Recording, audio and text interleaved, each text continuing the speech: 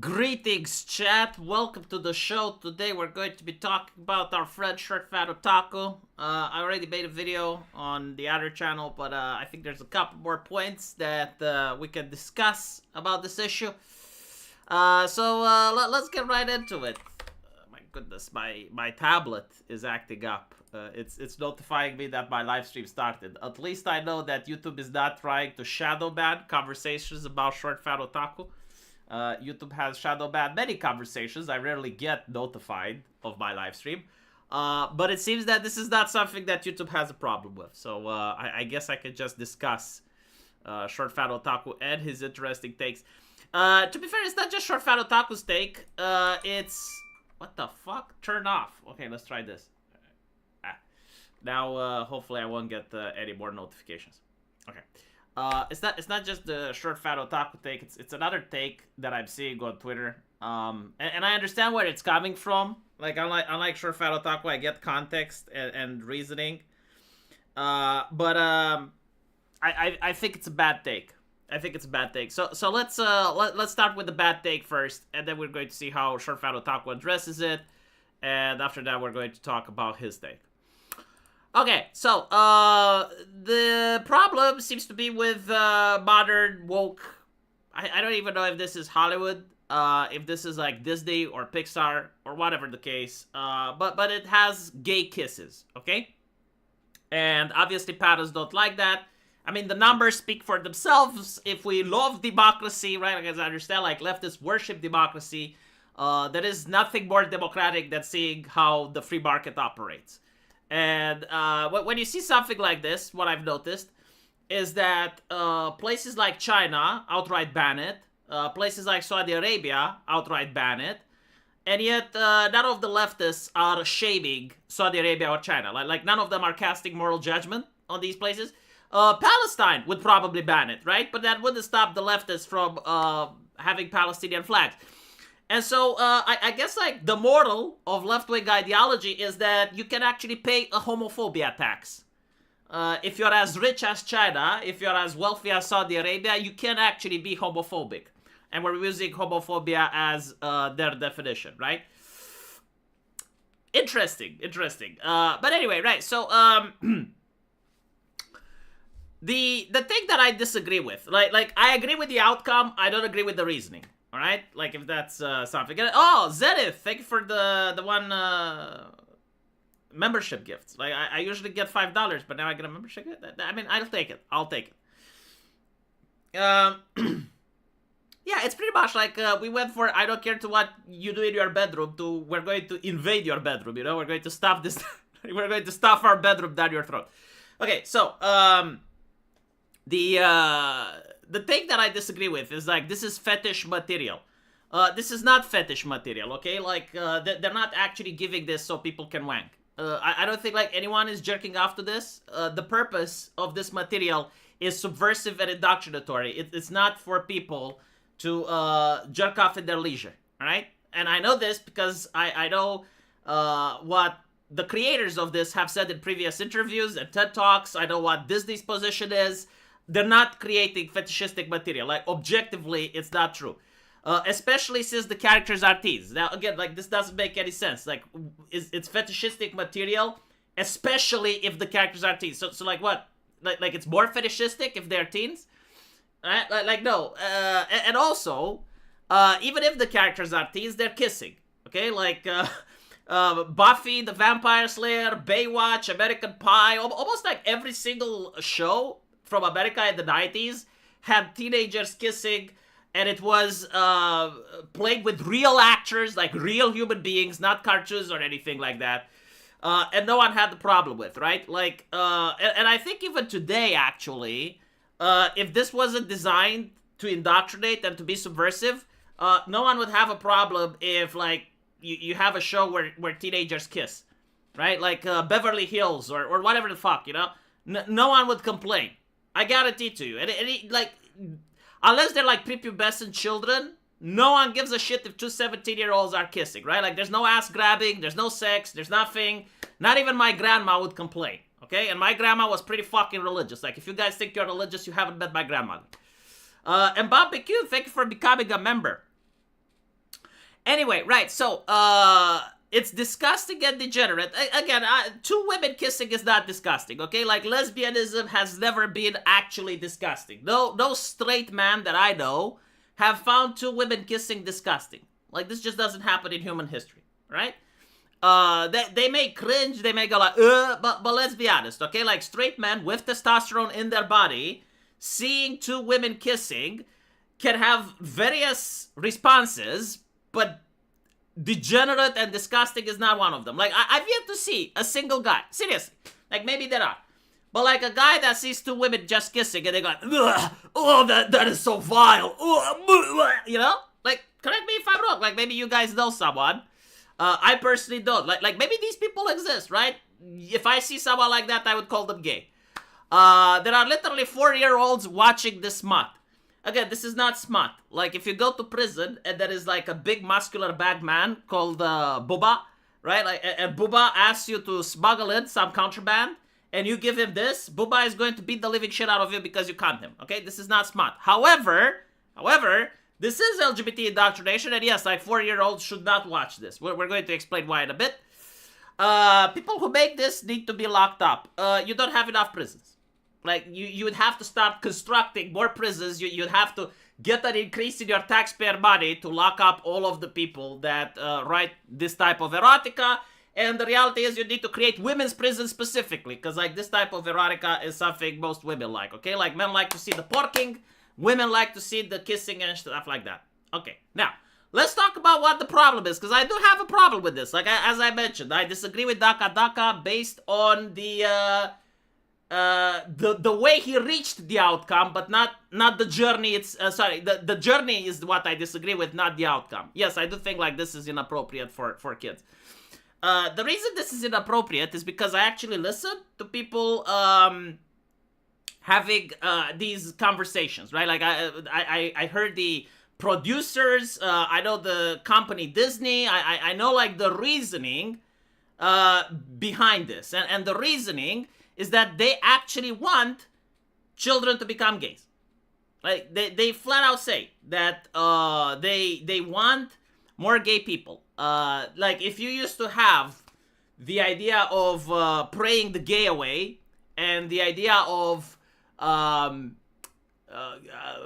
gay conversion therapy, right? This is literally the opposite to that without the electric shocks, right? Like, you have on Blue Sky, you have on Reddit teachers, people that work in the comic book industry, people that work in the adult industry, and they just flat out say that they want to crack eggs. Like, their purpose, the mission goal is to introduce this to children so that they can test their sexuality. Like, their word, not mine, okay? So, like, they are actively claiming that this is what they want. This is what they're going for. And so, it's already sus. You know, why would I fund these people? Like, if they flat out tell me that this is what they want to do, regardless if the tactics they're doing are working or not, like, that doesn't matter. The very fact that they want to accomplish this is something that I disagree with, and they're going to do it without my money. Okay? You did watch this video, but this is a live stream, so, like, we're going to go a little bit more in depth here. As I was saying, the main issue is that this is targeting for children. Like this is for little kids, okay? And the reason they're doing it is specifically to introduce this into little kids. Now the problem is like, okay, why do we care? Well, most people want to see grandchildren. I know this is shocking. As I mentioned in the video, like, left-leaning people believe that human reproduction is built around electing Democrats, so they open the borders and migrants come in, and they think like that's how human beings reproduce. In the minds of other people that don't think this is how humanity reproduces, they believe that it reproduces through a man and a woman having sex and then creating children. And so the idea that, like, okay, my son can be gay, like, okay, if it happens, it happens, right? Like, I'll still love it because it's my son, but I'm not going to lie, like, it's not going to be pleasant news to find out that I'm never going to have grandchildren, okay? And so this is the issue, right? And the idea that a corporation, like, wants this for my son is quite creepy. And also, you can notice that the push is a one-way street. Like, if you read what teachers say on Reddit, and there's like our teachers, or you go on TikTok and you listen to what teachers say, you'll notice that for them, a kid coming out as gay is a celebration. Like, it's popping open the champagne, they're celebrating, it's a good thing. A teacher trying to see, okay, well, maybe the kid is trans, that's also, a progressive teacher, open-minded. But the opposite, like, if you were to say to a gay kid, it's just a phase, or if you are a teacher that was going to a trans kid and trying to disagree with their pronouns, or trying to say, like, are you sure you're trans? That is considered to be bigotry of the highest order. Like, that is absolutely disturbing, disgusting, you should be cracked down, teacher should be fired, right? And so, this is the difference. And why I have a problem with it, right? I don't think it's smut. Like, if it was smut, you would see them having sex, right? It's not like a progressive hentai or anything. No, it's like two people kissing, and the reason for the kissing is the fact that they want to expose children to this. And the reason they want to expose children to this is because, like, they want children to be able to choose. And this is their words, not mine, based on a lot of TED Talks, based on what people say on Blue Sky and on Reddit, with the fact that they're teachers and people working for Hollywood. Another example is when the Florida legislative, they saw that there's actual pornographic books in kids' libraries. Like, they were talking about blowjobs and shit, and they actually showed the act. It was so vile that when parents went and talked about it in front of the school board tried to shut down the conversation because it was too degenerate. And it's like, okay, so the conversation is degenerate, but, like, the books that are in the schools are fine. Make it make sense. And when Florida wanted to do this, Disney immediately said, no, we're going to use all the money we have in order to crack down on this. They call it the Don't Say Gay bill, right? But in reality, it was to get teachers to stop talking about LGBT issues to 5-year-olds. And so Disney was like, no, we're going to use all of our resources. And it's like, okay, where does Disney get resources from? People like myself that goes to see their movies, right? So, okay, well, I'm not going to see their movie then. Like, I don't think that a for-profit corporation should become the new Catholic Church and get to lecture the Florida legislative in order how to do their business, right? Okay, so, now with that out of the way, we got Dev's take. And Dev's take is also something that I don't agree, because it's a superficial take, ignoring context and everything else. Now, he's basically saying that this is fetishistic material. I kind of agree to a point. The reason they do this is fan service, right? So, like, this is not fan service. This is indoctrination and subversion. This is fan service, right? Like, this is a show made for teenage girls. But in the case that the teenage boy watches, then he's getting some fan service. Alright, so, like, this is what the Japanese think. So the criticism that this is fetish material is actually correct in this situation. Especially since there are characters that are teens, it's disgusting and degenerate. There are little 4-year-olds watching this book. Here's the difference. This is not for 4-year-olds. This is from a time when America actually understood that there are such a thing called demographics. And there were things made for everyone. And Sailor Moon was actually PG-13. Okay? So, if you were a 4-year-old, you are literally not supposed to watch Sailor Moon. Just because it's a cartoon doesn't mean that it's fit for little kids. And there's a reason for that. Like, there was a lot of violence. There was a lot of, I guess, like, life lessons that shouldn't be given to a kid. For instance, Uzaki-chan, I remember there were episodes where she was starving herself to keep herself into shape. You know, like, you don't want your 5-year-old missing dinners because, like, they watch Sailor Moon and that's what they think they should do. And so, yeah, like, this show wasn't for 5-year-olds. It was for 13 and up. I do think, like, in some other countries, it was even higher. When Sailor Moon transforms, like, there's that thing where she's kind of naked, but not really, because there's, like, the censorship light with glitter and stuff, but, like, she does, like, the whole leg up, and she spins around, and, yeah, so, like, in some countries, they consider this to be 16. Definitely, again, definitely not for 5-year-olds and 3-year-olds, okay? Like, this was a show made for teenagers. And the hand-holding between these two characters, it wasn't, like, these two characters weren't I mean, they kind of were, but not really. they never kissed, they never have sex, they never say I love you to each other, as far as I remember. It was dubious at best, because the thing is, like, if they were lesbians, it wouldn't have aired in the 90s. Like, no one would have allowed it to air in the 90s. But again, it was heavily implied. But if you thought that their sisters could work, if you thought that their roommates could work, like, the show never actually goes in depth in their relationship. But yeah, like, they could have been sisters, for all we know. So yeah, it's for gooding, yes, absolutely. The difference is, like, there is no intention of trying to subvert people into lesbianism with Sailor Moon, right? Sailor Moon, again, like, I think it was made by a woman, and it was designed for teenage girls, the same way that not Powerpuff, My Little Pony was made also for little girls, right? Like, it turns out that little teenage girls need their own entertainment. And they watch different stuff, right? So, like, this wasn't a shonen. It was about the slice of life of a magical girl that goes on and fights monsters with the power of friendship. And she's fighting for love by the moonlight. What the fuck was the song, right? Winning love by moonlight, fighting monsters by daylight.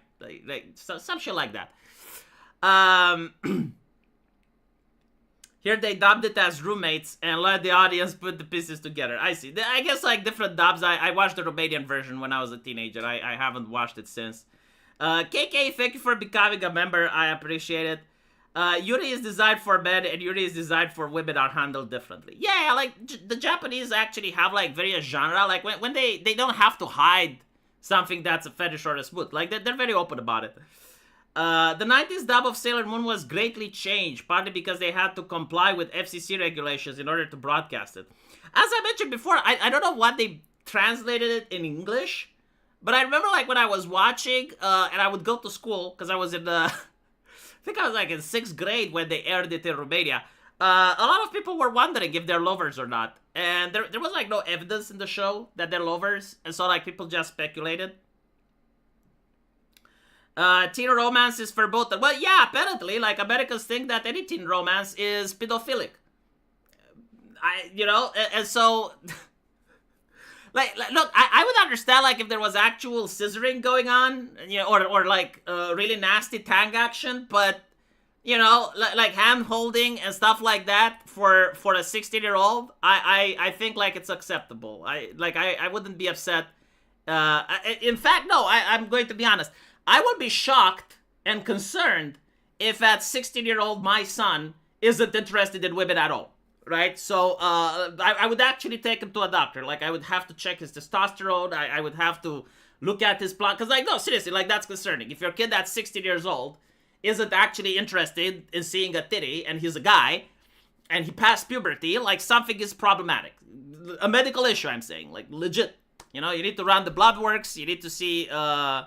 maybe they're on a pill or something and they're not telling you, but physiologically speaking, it's not normal.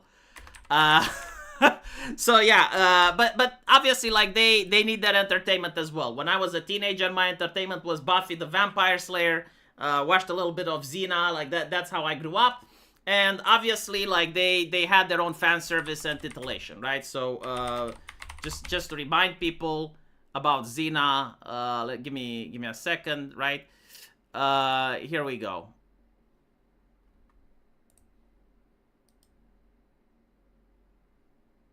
All right, this is the one, I think.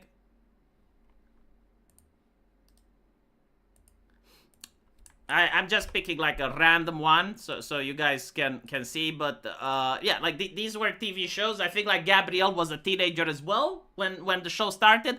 And as you can see, right, like, she's got belly button exposed. For the 90s, this was actually quite controversial. I remember my grandmother was freaking out about it. Xena has, like, her full legs showing, even though she's in a battle armor. Legs on Gabrielle as well. Cleavage in the introduction, like, in the intro part, it shows Xena dressing up. This was literally for a 16-year-old. Like, this is the type of show that 16-year-olds like to watch, and it was extremely violent.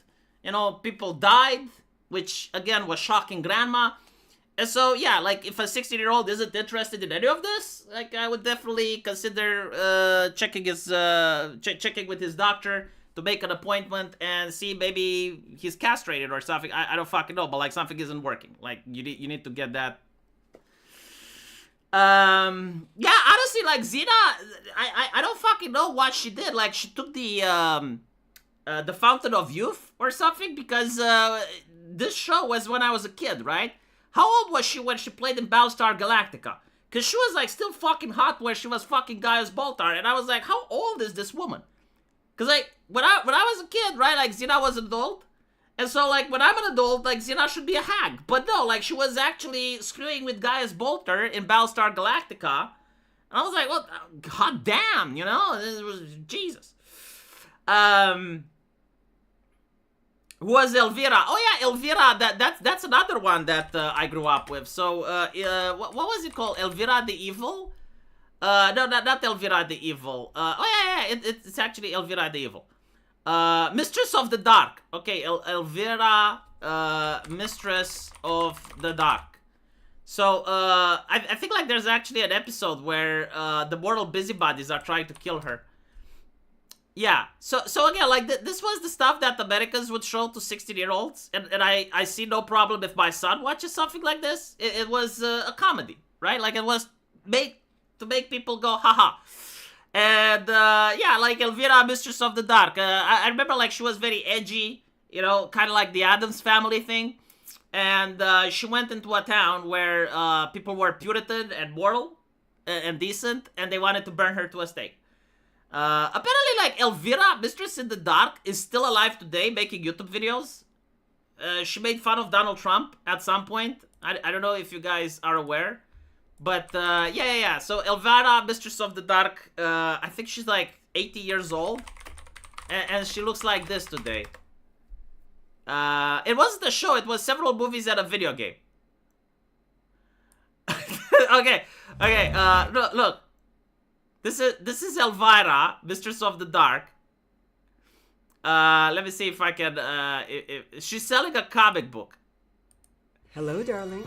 And she's, I believe she's in her 70s now. And she looks like this. Elvira, Mistress of the Dark. And do you know what Batman, Captain America, Ghost Rider, and Wolverine all have in common? No, I did not date them all. Well, just 3 out of 4. They all rode on 2 wheels, and now you can too, on the limited edition Elvira Macabre Vespa, only from Vespa Los Angeles. To celebrate 40 years of Elvira, Vespa Los Angeles is creating just 40 years of Elvira! Like, no, seriously, like, if my wife looks at this as 40, I would be fucking impressed. She's like, not 40, she's, I think, like 60 or 70. And people say makeup is certain. Dude, like, there's no fucking doctor on planet Earth that's this skilled. I mean, maybe she did have surgery, but, like, she must have gone, like, to some of the best doctors in the fucking universe. Like they had to kidnap an alien. You know, one of those people that, Alex Jones is talking about. You know, the aliens from another dimension. Probably had to kidnap one to make her look like this. I don't fucking know. And if you're saying that, oh, well, it's makeup. My brother in Christ, like, please tell me what makeup she's using. I'll give it to my wife. No, like, she's the opposite of hag maxing. Right? It's fucking insane. I mean, obviously she's wearing a wig and, you know, there is makeup. But, like, everything else, it's just, wow. Thomas, thank you for the Polish zloty. Didn't I say my wife's a witch? Well, I guess, like, she needs to talk with Elvira, Mistress of the Dark, and learn some new polymorph spells or something. She's supposed to be a vampire. Yeah, but I thought it's fiction. I didn't think, like, she's actually a vampire, you know? The makeup is doing a lot of work. Dude, like, okay, fine, you know, I get it. But, like, everything else, you know? Unless she's wearing, like, fake breasts, you know, they're just, like, those for makeup, for cosplay. Maybe she's doing that. But, like, no, because, like, her hands are all, like, there's no wrinkles on her body. It's like, okay, look, it doesn't matter what she's doing. If you meet her on the street, you'd say she's in her 30s or 40s. Probably 40s, not 30s. So, yeah. But yeah, so, like, she's selling a comic book by... just... What are you going to do? All right, hold on. Let me see if I can show you the comic book.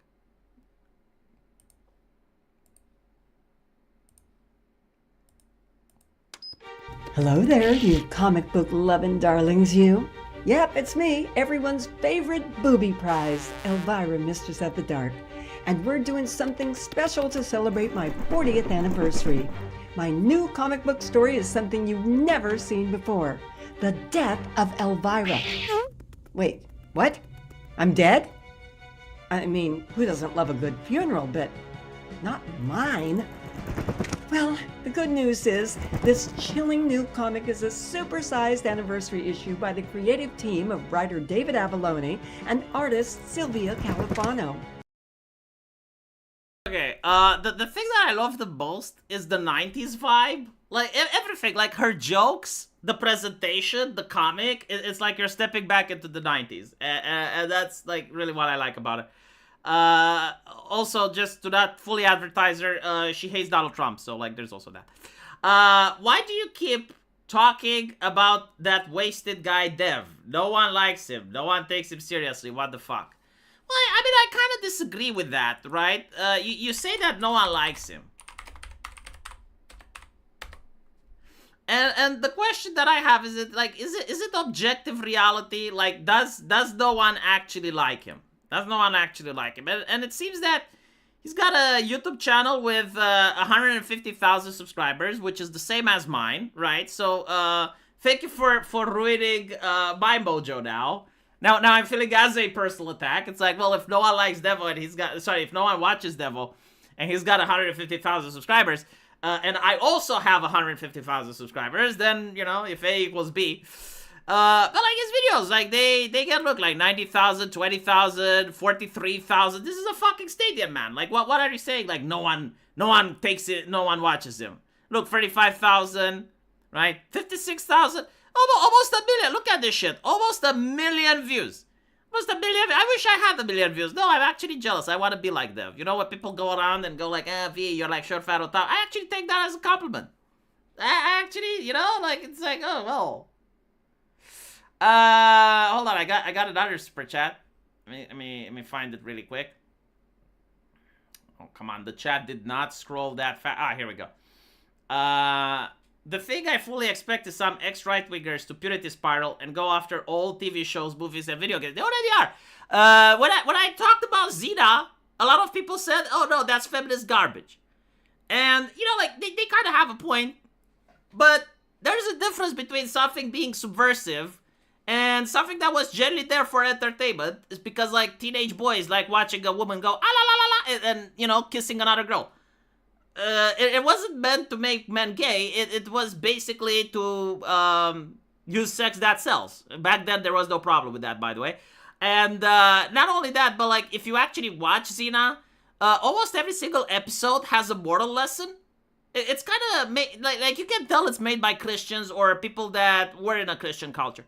Because like every single episode is about like killing is wrong, being a thief is wrong, redemption is possible, you need to apologize, blah blah blah blah blah.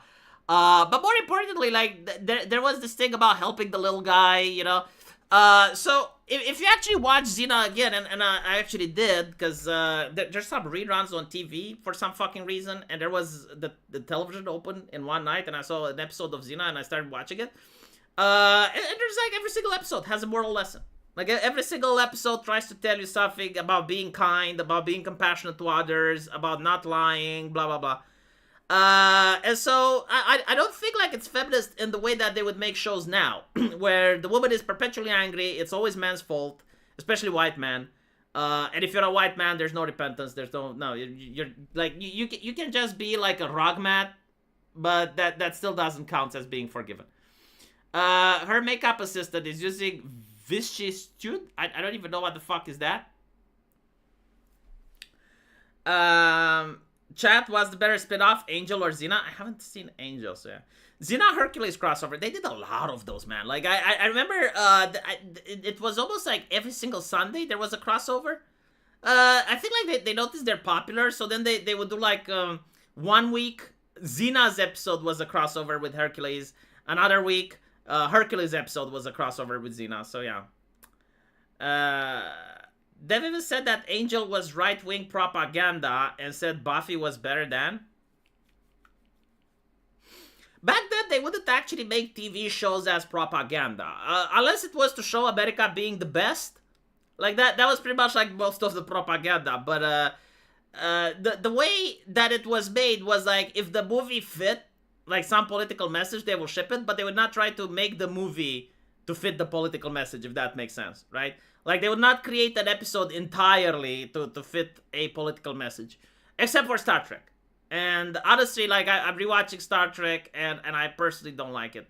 I guess I'm like one of those right-wingers that are making fun of old movies. But yeah, no, like, I personally don't like Star Trek. I prefer Battlestar Galactica, and there was another one, Babylon 5. Like, those are good. Star Trek is shit. I hate it. I think it sucks. And it's not... The reason that I think it sucks is because if you look at Star Trek, it's pretty much one of the most biggest pompous assholes going around the universe and lecturing other people. Like, he comes from a planet that managed to fix all of the other issues, you know, like, his spaceship almost dominates everything. Like the other planets that he goes to, the ones that, oh, well, the Prime Directive, his spaceship can obliterate everything, right? And then he goes to a planet that's got like 2 tribes fighting for honor, and he's like, that's not okay. That's not how you're supposed to do it. And it's like, oh, fucking hell, you know? And the thing that really bothers me about it is also how unrealistic it is.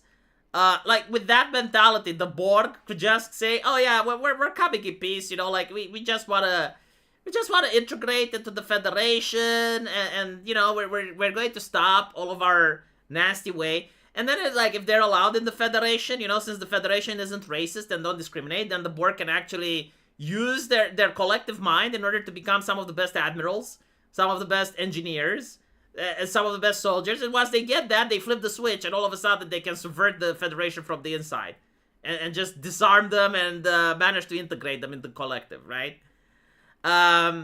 But yeah, I really don't like it, you know, like, being a pompous twat going around the universe. And another thing that I also don't like is the idea that you can't have technology unless you have, like, the correct mindset.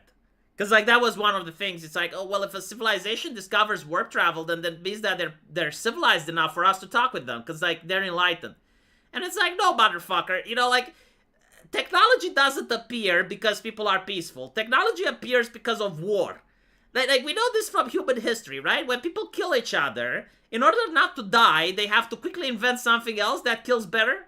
And so, most of the technological advances we had, since prehistory, I would say, comes from war and conflict. In fact, the great peace brings upon stagnation. The Ferengi were pretty based, yes, I agree.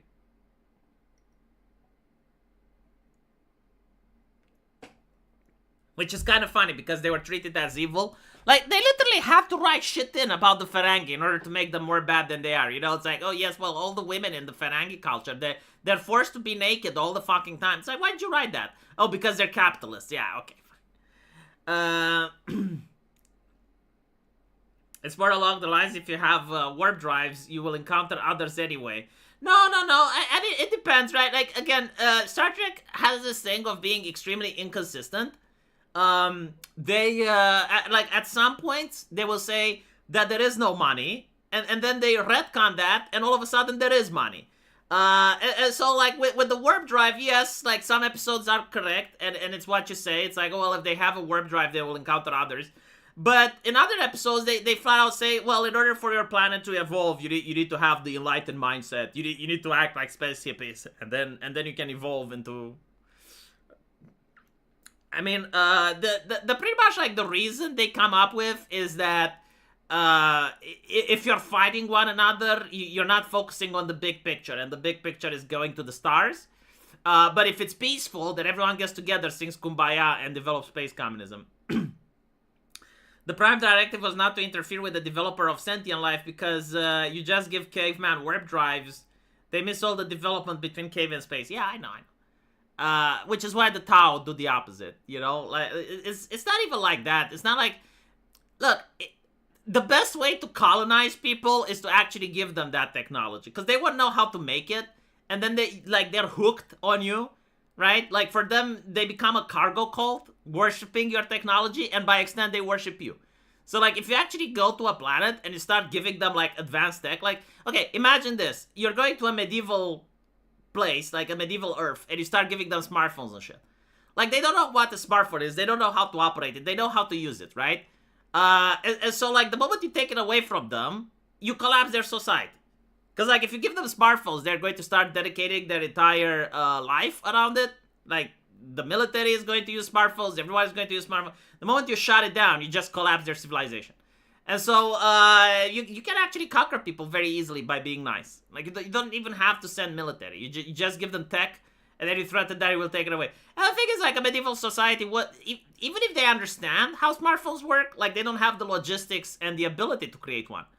So yeah, like they would be completely reliant on you. Anyway. Salon the Lich, thank you for the money. Well, V, time to start cranking Rhaegar Takes Machine, like Dusty is talking colostomy, big aka Devon. Previous chat, Vicissitude the Flesh, Molding Disciple from Vampire the Masquerade. I need to replay Vampire the Masquerade now that you mention it. Did I just give Africa advanced technology fix their problem? To make a functional society, you need to bring them up step by step. To make a functioning society, you need to bring war. If they survive, good. If they don't survive, well, tough shit. They weren't meant to. No, but like seriously, like warfare is usually the thing that gets a society to advance really quickly.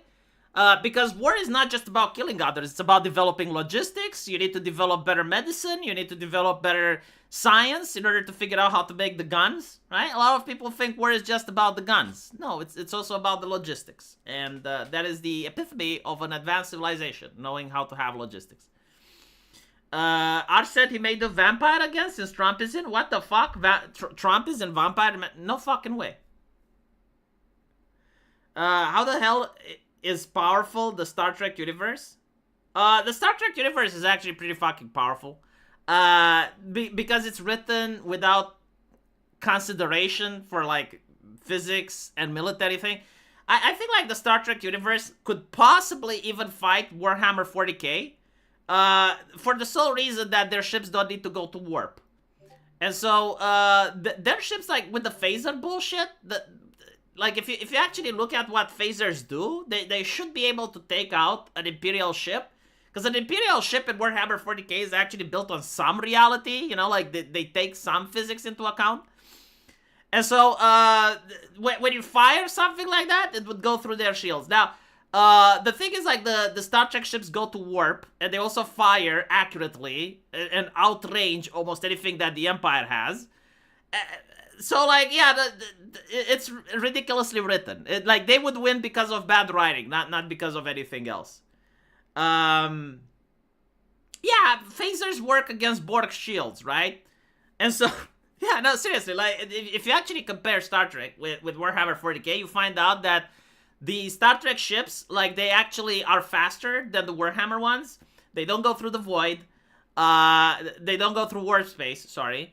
And they can just, the moment they're in danger, like, the moment they are attacked, they're just warp speeding away. So, yeah, it is what it is. Let me, hold on. I solved Big Bang. It's what's big enclosure. Fuck Star Trek. Yeah, fuck Star Trek. I don't like Star Trek. The smallest Warhammer 40k ships are 5 kilometers. Yeah, but it doesn't matter how big it is. It's like saying, oh, well, this is a big ship. Okay, you have a little ship that fires a ray that can go through anything, right? Like, it can literally cut the 5-kilometer ship in half, and it can cut it in half before the actual ship can engage. Like, again, Star Trek lore is bullshit. It's written by bullshit. That They don't have to get into combat range. You understand this? It outranges everything Warhammer 40k has. Only few friends I told physics 15 years ago proof. Yeah, Warhammer ships have planetary destroy weapons. I'm not saying like they couldn't destroy Star Trek ships. I'm saying they can't get in range to do it. Do you not understand what I'm saying? Like the Star Trek ships outrange everything the Imperium has. Their computers are able to spot. Like there's episodes where they see planets that are half the galaxy away, right? Like their computer makes the calculation that they will fire beams of light while the Empire is firing projectiles. Do you see the difference, right? So, like, the Star Trek ship fires beams of light that arrives almost instantaneously. Like, that's their phaser bullshit. And then they can do it from outside the range of Imperial 40K ships. The only thing that may be able to do something are the Eldar, because the Eldar cloak, right? So, like, they would approach the Star Trek things before outside of the cloaking technology.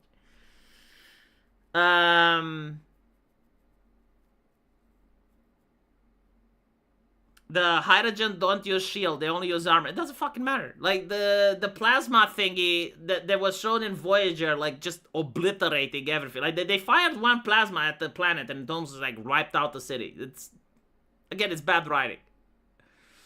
Anyway. There's also something extremely immoral about the Federation having families and children on their ship. Well, normally they wouldn't have children. But like they back in the 90s, it was this thing about representation matters, but it wasn't like representation based on skin color. It was representation. It's like children need to see a child to relate to the show, and so they would have like children there in order for kids to watch it. But like normally, I think they would have children actually, because if you're going to be on a spaceship for like 20 years, like obviously people would fuck. And so, like, there would be kids on the ship, even if they didn't take them from Earth. But yeah, like, a lot of the thing from Star Trek isn't well thought out. Like, and notice, like, how the Klingons never have kids on their ships, and the Vulcans never have kids on theirs. It's just, like, the Voyager or, like, the main ship from the show that has it. Have fun with some corn demons on the bridge. Okay. If Star Trek actually goes to the universe, to the 40K galaxy, then yes, like, chaos would BTFO them. But I'm talking like a neutral universe where, you know, like, the Starfleet just engages the Imperium. Starfleet doesn't have bullets. Like, they don't run out of anything. And they can outrange Imperial ships. And if the Imperial ships get into range, they can just warp away. They're kiting. Like, this is what I'm trying to say, okay? Like, they're kiting Imperial ships. They win by kiting.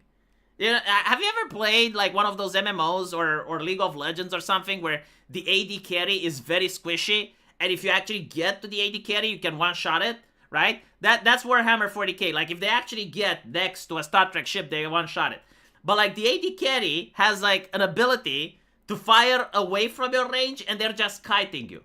Like they're just moving and shooting. That you can't get into range to fire that one hit. Does that make sense? Am I finally coming clear? Like, do people get what I'm saying? Anyway.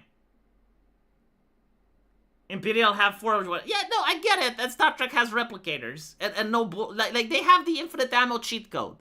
Like, you can have all the forged words you want, but you're still finite. Star Trek just fires phasers. They never run out of phasers. There's no episode in which they say that, oh, like, energy is low, we can't fire phasers. They have photon torpedoes, and they run out of those, right? But, like, the phaser, for something that doesn't have Star Trek-level bullshit shields, is just as dangerous. I don't know, like, if it's a psyker that could actually, like, see through thousands of kilometers of space, and manage to go through that, maybe? Star Trek has no defense against psyker. Yeah, do they get in range? Like, that's my take. It's like Star Trek just kites the enemy. It doesn't engage with them. There's no battle. Like, the Imperium doesn't get to fire a shot. They're too far away. Star Trek drones are like torpedoes in 40K, and they're valid weapons in a way of the weaker, yeah. And they have space mines. I didn't know that. But yeah. No, yeah, actually, now that I think about it, yeah, like Star Trek. Why am I still talking about Star Trek and Warhammer? What the fuck? I wasn't even going to talk about that. How did people got me into this conversation that I used to drive Arch insane with? I got Arch, and I got another Trekkie fellow. And the thing is, like, I hate both. Well, I like Warhammer. That's the thing. I like Warhammer, but I really hate Star Trek. And so, the reason I'm saying that Star Trek wins isn't because it's like I'm a fanboy and I'm like, oh, I want my team to win. It's like, no, it wins because of bullshit writing. Like, the writers didn't try to make it make sense. Hello? Okay? And so, because of bullshit writing, yeah, it can actually win.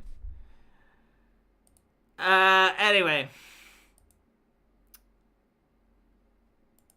Give me a second. I need to look for something. Alright, I found it. Captain Picard beats Robert Guillaume. I think Robert Guillaume would actually not kill Picard. Like, he's probably the only one in the entire fucking Imperium that wouldn't.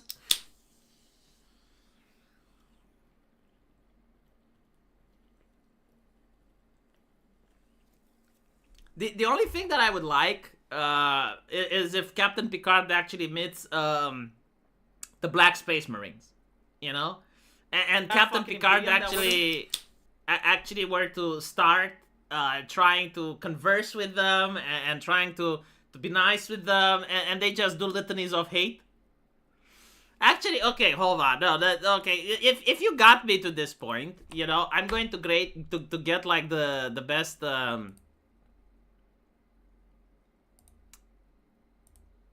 the best expert into this. If Captain Picard meets the Black Space Marines, how much moral hacking would be effective against the Black Space Marines, and would Picard be surprised of the level of hatred that the Black Space Marines are capable of? Alright, so, Black Templars, yeah, my bad, not bad, Black Templars. Picard's moral persuasion, also dubbed as moral fagging. See, this is why I like Donald Trump winning the White House. Like, ever since he did it, all of a sudden they unfucked ChatGPT. Like, ChatGPT actually speaks common sense now. It's relatable, you know? Like, I'm actually having a normal conversation with him. Picard's entire brand is reason to appeal to shared humanity, to invoke Federation values, and to try to avert bloodshed. Against a Klingon warrior, or even a Romulan senator, that sometimes works because they're still political actors. But Astartes, especially a Black Templar, is essentially a human war relic whose mind has been boiled down to duty, hatred, and ritual obedience. Their baseline assumption is that mercy is weakness, and negotiation with the alien is a sin. So, the effectiveness of Picard's moral appeals is near zero. At best, he may make a few seconds impression on the chaplain, because chaplains are trained to think in terms of scripture and might recognize the concept of conscience. That is unlikely to change the battle order. The moment the Astartes identify the Enterprise crew as Xenos or heretics, the debate is over. Picard's shock as their hatred. Even in the next generation's worst-case conflicts, like the Borg, Picard still frames them as a force to understood or resisted rather than a vermin to be cleansed. The Black Templars see all non-Imperial life as literally an offense, an affront to their God Emperor. Picard, who's used to finding common ground even with the Kardashians, would be chilled to the bone by the sheer eagerness of that hate. He'd find it both alien and tragic, a whole order of men raised to believe that virtue equals eternal holy war. If the Astartes encounter Picard outside of battle, says he's captured, or there's a parley, Picard possibly could gain a silver of respect by speaking with unshakable calm, by showing no fear, and by appealing to the duty to protect the innocent civilians of the Imperium. That's the only few hooks he would have. But in most crosswords, the Asgardians wouldn't care. They'd either demand his surrender to the Inquisition or mark the Enterprise as a threat and attack. Moral appeal, basically useless. Call it less than 5% effective. Yeah. The AI can settle the debate. It did. Entity, I am Jean-Luc Picard of the Starship Enterprise. Who are you? Corn does not care from where the blood flows.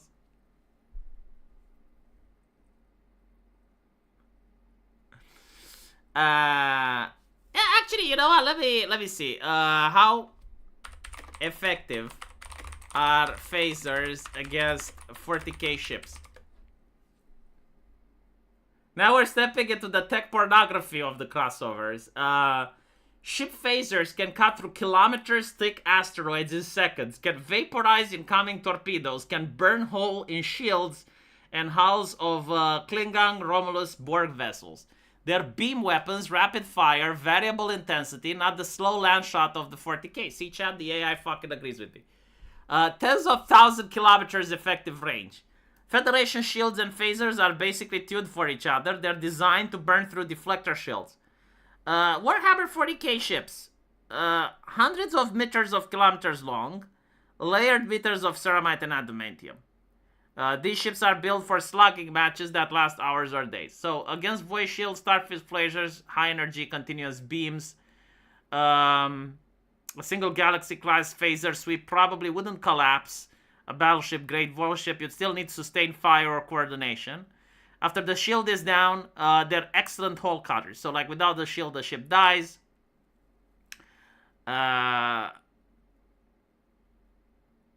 Federation Caesar targeting are more precise and could pick out weak spots, Caesar masts, shield emitters, bridge down. Gives them a tactical edge. Can they outrange an Imperial ship? Canonically, takes place at tens of thousands to a few 100,000 kilometers. While most of depictions in lore and Battlefield Gothic table put out engagement in tens of thousands. So if we go on end screen, Federation ships probably do not massively outrange Imperial cruisers. They're in the same ballpark. 40K ships, once they lock on, can hurl broadsides to capital damage. Can they kite to win?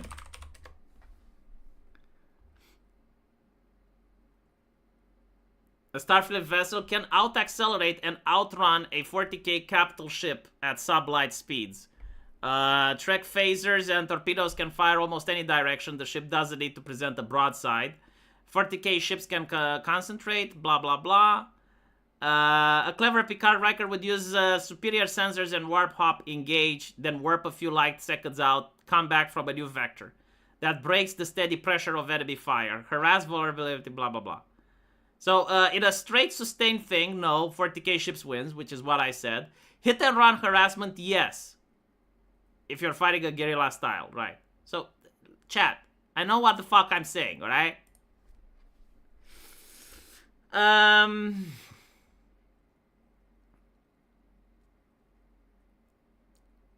And also, the thing, if I'm not mistaken, I may be wrong on this, but, like, if I remember correctly, like, 40K can't build new ships. Like, their ships are already built. They lost the ability to build new ones. I may be wrong. I'll have to check. I know, like, they have Forge Worlds, but they build weapons and armor there. And ship parts, but, like, to construct a new ship from scratch, I don't think they have the technology. In a stand-up duel, yeah, like the Federation gets wiped. But like, why would you fight a stand-up duel? That's like saying, you know, you're playing League of Legends with Ashe, and your opponent is Darius, and you're like, well, in a stand-up fight, Darius would win. Like, yeah, sure, but like, that's not how the game is played, right? Like, the AD carry would kite. They would use the advantage of slow and constantly move away. They can build new ships, but they're not going to invent new ships. I felt like they can only build small ones. I may be wrong, though.